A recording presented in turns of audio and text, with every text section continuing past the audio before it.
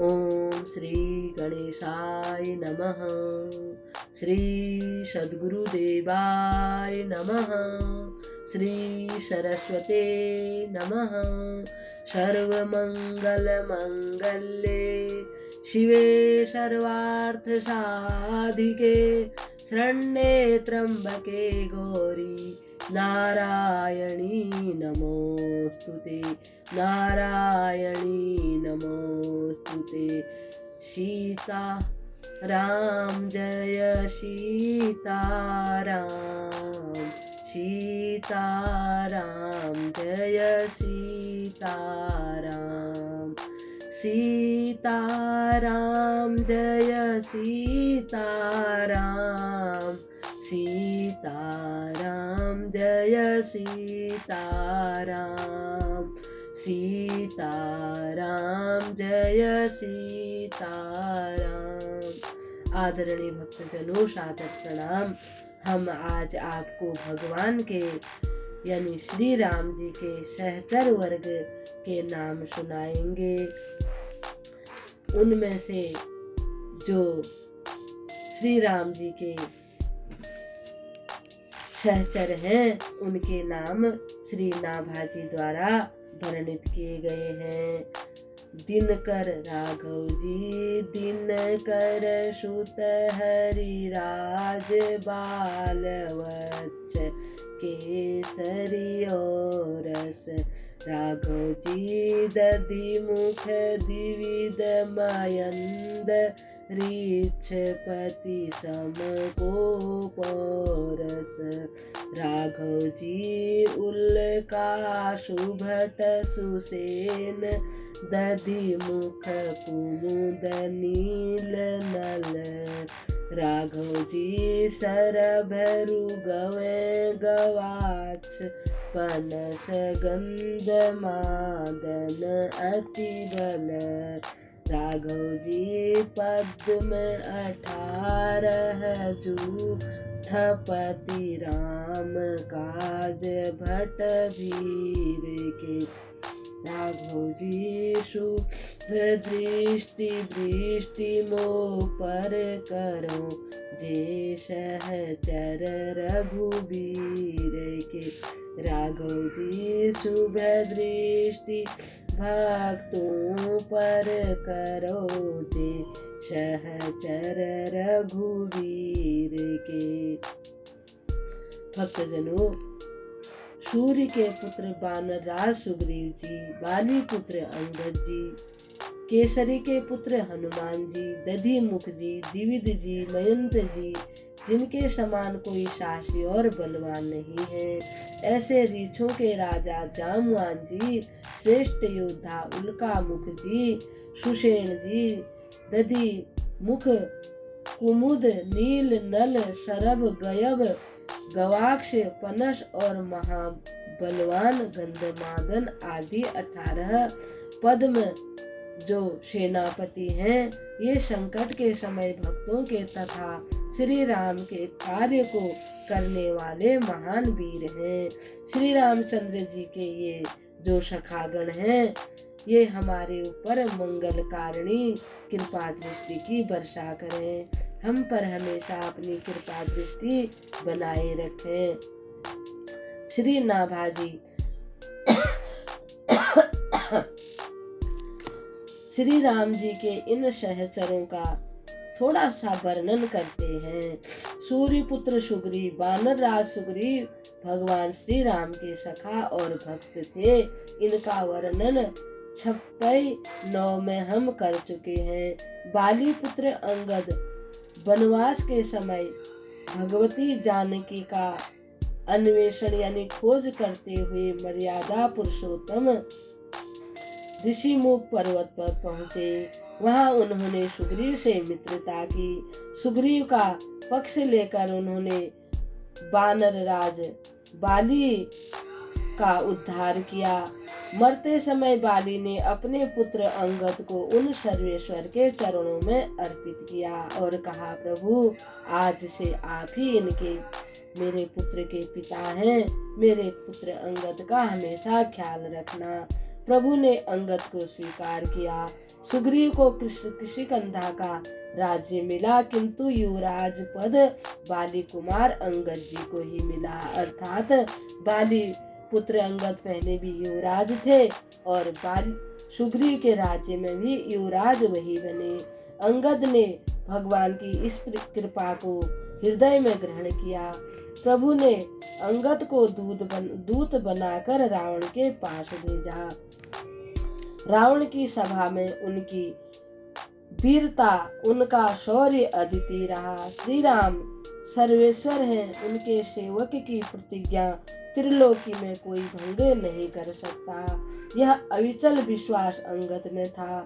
इसी से उन्होंने रावण की सभा में प्रतिज्ञा की, जो मम चरण सकहि सटटारी, जो मम चरण सकहि सटटारी, फिरहि राम सीता में हारी, फिरहि राम सीता में हारी। अंगद जी बड़े शक्तिशाली थे। जब वे रावण के दरबार में पहुंचे तो उन्होंने रावण को समझाने की बहुत कोशिश की, परंतु राक्षस तो राक्षस, वे और उनका ही मजाक बनाने लगे। जब रावण भगवान की निंदा करने लगा तब युवराज ने उसे सह नहीं सका। वे अत्यधिक क्रोध में आ गए। क्रोध करके उन्होंने मुट्ठी बांधकर दोनों भुजाएं भूमि पर बड़े जोर से दे मारी। भूमि हिल गई। रावण गिरते गिरते बचा। उसके मुकुट पृथ्वी पर गिर पड़े। उनमें से 4 मुकुट अंगद ने उठाकर भगवान के पास उछाल दिए। इतना शौर्य दिखाकर तथा इतना पराक्रम दिखाकर जब वे लोग घबरा गए तब अंगद ने बड़े जोर से अपना पैर उस जमीन पर रखा और कहा कि तुम में से अगर कोई भी मेरे पैर को हिला भी देगा तो मैं सीता जी को छोड़ करके चला जाऊंगा। सब ने बड़ी कोशिश की, परंतु उनका पैर कोई उठाना तो क्या, कोई थोड़ा सा तिल भर भी हिला नहीं सके। यह शौर्य दिखाकर वे भगवान के पास आए। इसके पश्चात युद्ध हुआ। रावण मारा गया। उस युद्ध में युवराज अंगद का पराक्रम बहुत ही वर्णनातीत है, यानी कि उसका वर्णन किया नहीं जाता। जो उन्होंने शौर्य दिखाया। लंका विजय करके श्री राम अयोध्या पधारे। राज्याभिषेक हुआ। अंत में रामचंद्र जी ने सभी वानर सेनापतियों को जो अयोध्या में आए हुए थे उनको बड़े आदर सत्कार के साथ विदा करने के लिए सबको बुलाया।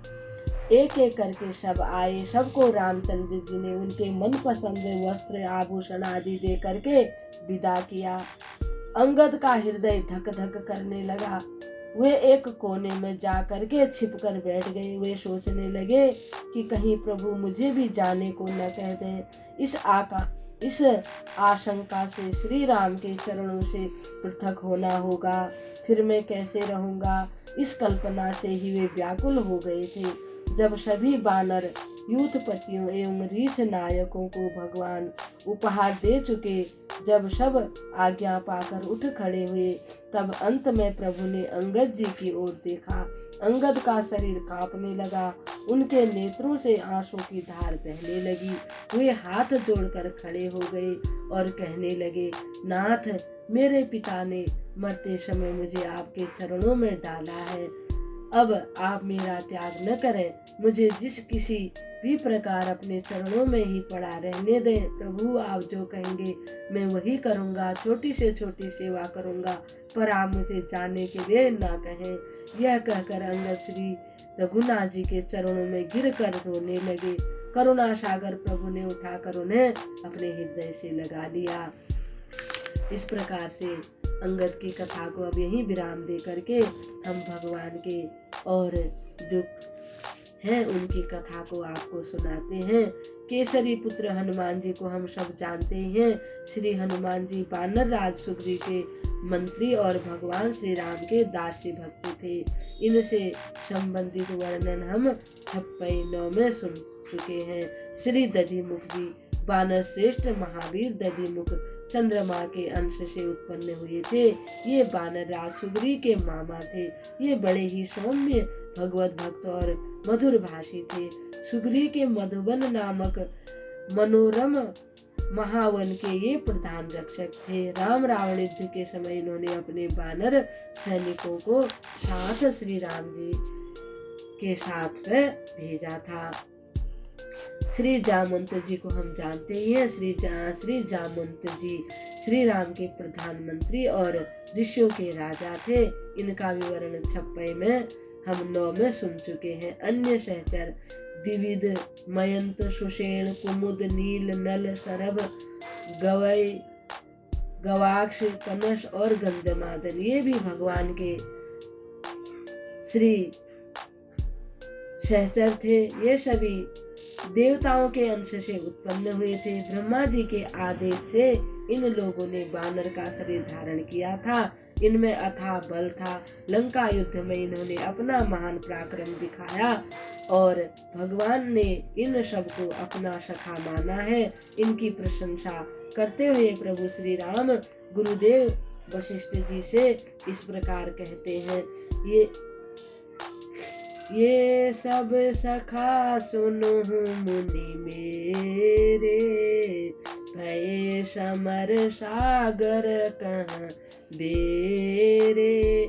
ये सब सखा सुनहु मुनि मेरे, भय समर सागर कहाँ बेरे।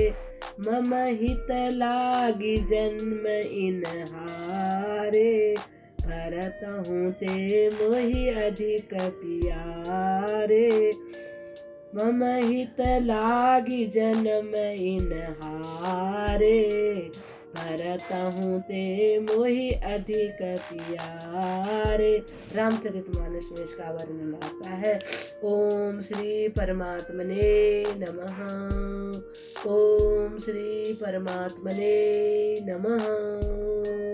श्री राम मैं सब जग जानी, करहूँ प्रणाम जोरी जुग पानी। करहूँ प्रणाम जोरी जुग पानी।